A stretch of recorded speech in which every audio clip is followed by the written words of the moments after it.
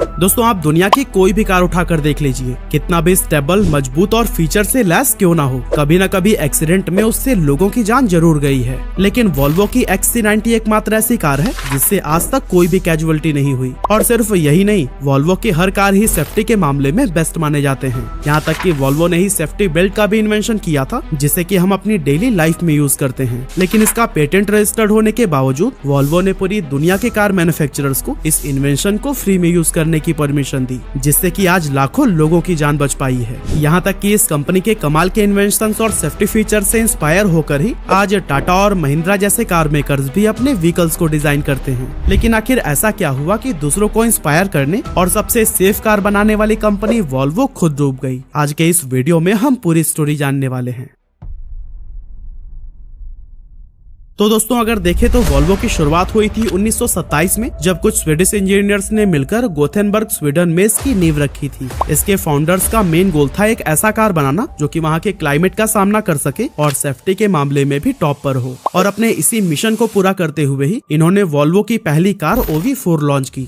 Open body 1.9 litre 4 cylinder engine वाली यह car 28 HP produce करती थी। हालांकि पहली कार होने के बावजूद ये इंस्टेंट हिट साबित हो गई, क्योंकि ड्यूरेबिलिटी, पावर, सेफ्टी और कंफर्ट हर मायनों में यह उस टाइम के हिसाब से परफेक्ट थी। साथ ही ये दुनिया की पहली ऐसी कार थी जिसमें लैमिनेटेड विंडशील्ड लगाई गई थी। एक्चुअली उस समय कार्स में लगने वाली विंडशील्ड एक्सीडेंट होने पर चकनाचूर होकर पैसेंजर्स को ही बुरी तरह घायल कर देती थी। लेकिन वॉल्वो की कार में मौजूद लैमिनेटेड विंडशील्ड में प्लास्टिक लेयर्स लगी हुई थी, जो कि टक्कर होने पर कांच को एक साथ होल्ड करके रखती ताकि वो टूटकर लोगों को घायल न करे। इसी तरह से 1944 में वॉल्वो ने अपनी सेकंड कार PV444 लॉन्च की, जो कि इतनी ज्यादा सफल हुई कि इस ब्रांड को पूरी दुनिया में ही पहचान मिलनी शुरू हो गई। वॉल्वो ब्रांड अपनी हर नई कार के साथ कुछ न कुछ एडवांस इनोवेशंस लेकर आता था और अपने इन्हीं आविष्कारों की वजह से ही वो अपने राइवल ब्रांड से काफी आगे निकलता गया। 1959 में वॉल्वो के ही एक इंजीनियर निल्स बोहलिन ने 3 पॉइंट सेफ्टी बेल्ट को इंट्रोड्यूस किया, जो कि आज के कार्स में भी एक स्टैंडर्ड सेफ्टी फीचर्स की तरह देखा जाता है। इस 3 पॉइंट सेफ्टी बेल्ट को कंपनी ने पहली बार अपने PV544 मॉडल में इस्तेमाल किया था,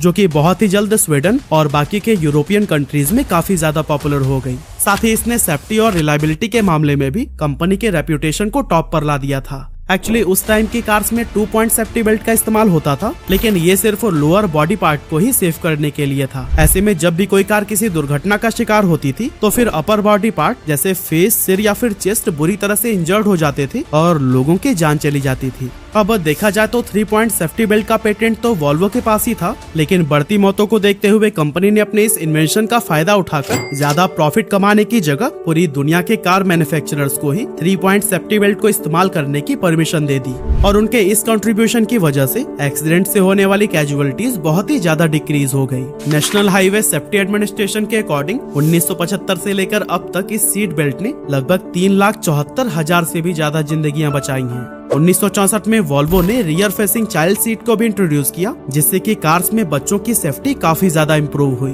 70s का वो ऐसा दौर था जब लगभग सारे कार मैन्युफैक्चरर्स कार के परफॉर्मेंस, स्पीड और डिजाइन पर ध्यान देते थे। वही वॉल्वो एक इकलौता ऐसा ब्रांड था जिसने लोगों की जिंदगी बचाने के बारे में सोचा और अपनी कार को हर तरह से सेफ बनाने की ट्राई की। अब कस्टमर्स का भी इस कंपनी पर विश्वास बनने लगा और ये बिलीव तब और भी ज्यादा स्ट्रॉन्ग हो गया जब US गवर्नमेंट ने खुद इसे सबसे सेफेस्ट कार मान लिया। एक्चुअली 1976 में US गवर्नमेंट ने क्रैश टेस्टिंग के लिए वॉल्वो 240 मॉडल की 24 कार्स खरीदी और उनका क्रैश टेस्ट किया गया, जिसके बाद वॉल्वो को ऑफिशियली उस समय सभी नई कार्स के सेफ्टी स्टैंडर्ड को सेट करने के लिए एज अ बेंचमार्क चुन लिया गया।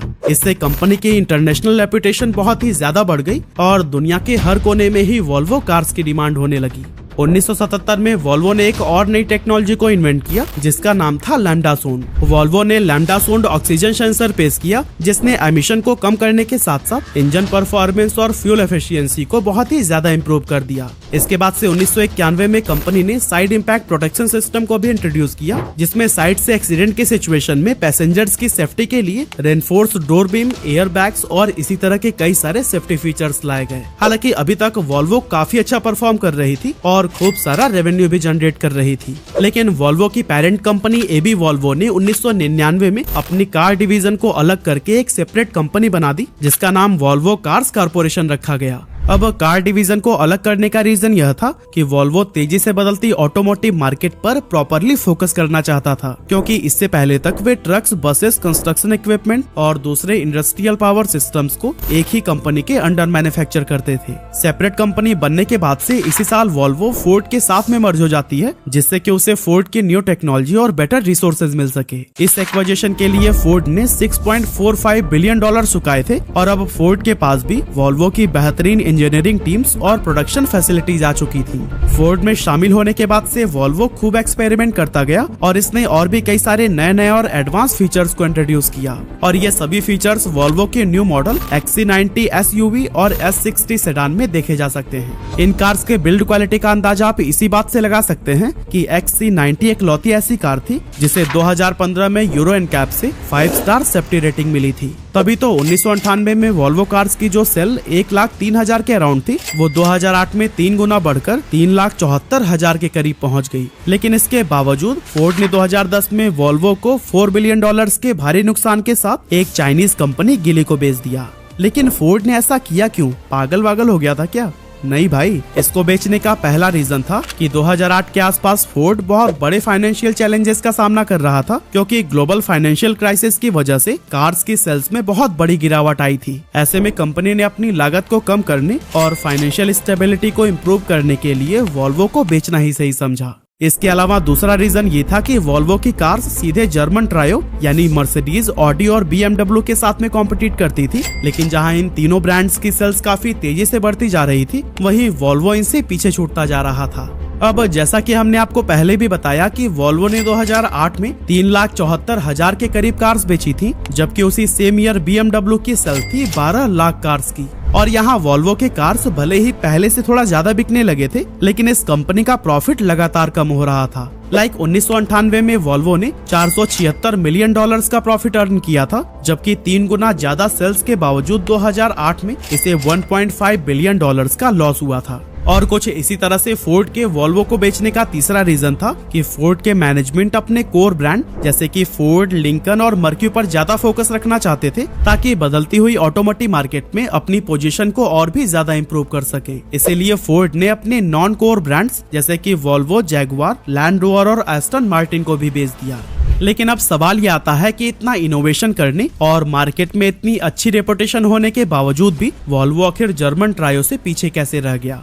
असल में दोस्तों इसकी वजह ये थी कि वॉल्वो का मेन फोकस लोगों को सेफ्टी और नई टेक्नोलॉजी प्रोवाइड करना था, वहीं जर्मन ट्रायो अपने कस्टमर्स को एक लग्जरी फील भी दे रहा था। अब जहां तक सेफ्टी की बात करें तो दुनिया भर के गवर्नमेंट्स ने एक्सीडेंट की संख्या को कम करने और ड्राइवर्स, पैसेंजर्स या पैदल चलने वालों की सेफ्टी को इम्प्रूव करने के लिए कई सारे car safety rules and regulations लाए, जिसमें seat belt, air bag, anti lock brakes, child safety seats और बैकअप कैमरा शामिल है। अब जब ये सभी सेफ्टी फीचर्स गाड़ियों के लिए मैंडेटरी कर दिए गए, तब ऐसे में वॉल्वो ने अपने सबसे बड़े और यूनिक सेलिंग पॉइंट को खो दिया। अब लोगों को सेफ्टी के लिए वॉल्वो कार्स की जरूरत नहीं थी, क्योंकि लगभग वैसी ही सेफ्टी उन्हें एक सस्ती कार में भी मिल जा रही थी।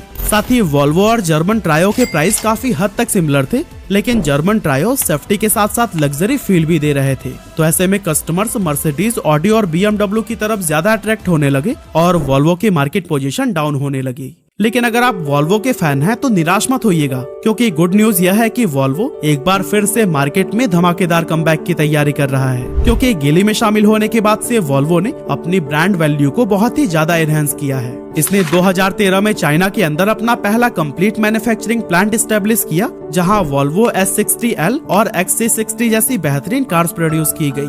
कंपनी ने 2013 में टोटल 4,27,840 व्हीकल्स बेचे थे, जो कि 2012 के मुकाबले 1.4% ज्यादा थे। लेकिन वही 2019 में इसने ग्लोबली 7,05,452 यूनिट सेल किए थे, जो कि 2018 से 9.8% ज्यादा थे। और आपको जानकर हैरानी होगी कि अपने 93 साल के इतिहास में पहली बार वॉल्वो ने 7 लाख से भी ज्यादा कार्स बेची थी। 2019 में कंपनी ने अपनी पहली fully electric SUV Volvo XC40 recharge P8 को लॉन्च किया, जिसमें कि कई सारे नए फीचर्स जोड़े गए थे। हालांकि फिलहाल वॉल्वो का गोल है कि 2025 तक वो ग्लोबली अपनी टोटल सेल्स में से 50% इलेक्ट्रिक व्हीकल्स बेचे और 2030 आते आते कंपनी पूरी तरह से इलेक्ट्रिक कार्स बनाने लगी। अब वॉल्वो का ये कमबैक इसके कॉम्पिटिटर्स को कितना परेशान करने वाला है ये तो हमें आने वाले टाइम में ही पता चल पाएगा। लेकिन वॉल्वो ने हम सभी लोगों के सेफ्टी के लिए जो काम किया है उसे हमें जरूर अप्रिशिएट करना चाहिए।